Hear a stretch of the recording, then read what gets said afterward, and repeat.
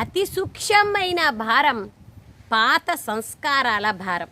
ఈ సంవత్సరం పూర్తి అవుతోంది కదా, అందుకని బాబా పిల్లల ప్రతి ఒక్కరి సంవత్సరం యొక్క చార్టుని చూశారు. మీరందరూ కూడా ఈ సంవత్సరం యొక్క చార్టుని చెక్ చేసుకున్నారా అని బాబా వాళ్ళు అడుగుతున్నారు. చాలామంది పిల్లలకు ఈ పాత ప్రపంచం పైన ఆకర్షణ తక్కువైంది, పాత సంబంధాల ఆకర్షణ కూడా తక్కువైంది.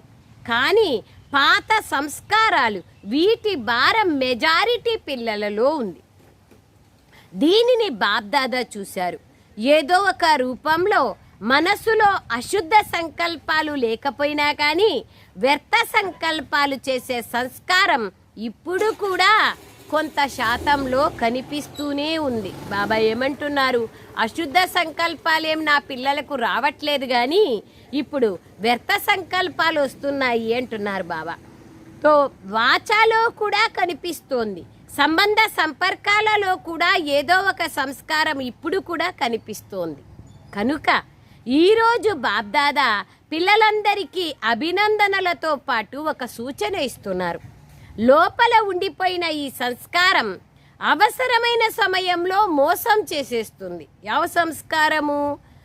అశుద్ధ సంకల్పాలు లేవు కానీ వ్యర్థ సంకల్పాలు. అంటే సంపాదించుకున్న అమృతవేళ ఏదైతే యోగం చేసి సంపాదించుకుంటామో దాన్ని దినమంతట్లో వ్యర్థ సంకల్పాల్లో ఖర్చు చేసుకుంటున్నాం, జమ చేసుకుంటున్నాము, ఖర్చు చేసుకుంటున్నాము. ఏం మిగులుతా ఉంది? పుణ్యం యొక్క ఖాతా, జమా ఖాతా అనేది రాత్రికి పరిశీలన చేసుకోవాలి. అదే బాబా వాళ్ళు అంటున్నారు, లోపల ఉండిపోయిన ఈ సంస్కారం అవసరమైన సమయంలో మోసం చేస్తోంది మరియు అంతిమంలో కూడా మోసం చేసేందుకు నిమిత్తమవుతుంది. మరి ఇంతంతా ఎందుకంత కష్టపడాలి అంతిమంలో మోసపోయేదానికి?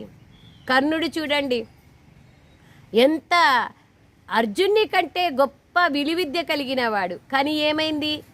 తాను శాపం ఉండేదాని కారణంగా మోసపోయినాడు కదా, ఇతరులకు మోసం చేసిన దాని కారణంగా తాను స్వయం మోసపోయినాడు.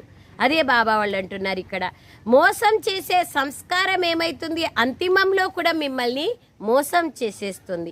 ప్రతి ఒక్కరికి తమ సంస్కారం గురించి తెలుసు కూడా, వదలాలని అనుకుంటారు కూడా, విసిగిపోయి ఉన్నారు కూడా. చూడు, వదలాలనుకుంటారు, తమ సంస్కారము తెలుసు, విసిగిపోయి ఉన్నారు, కానీ సదాకాలానికి పరివర్తన చేసుకోవడంలో తీవ్ర పురుషార్థులుగా లేరు.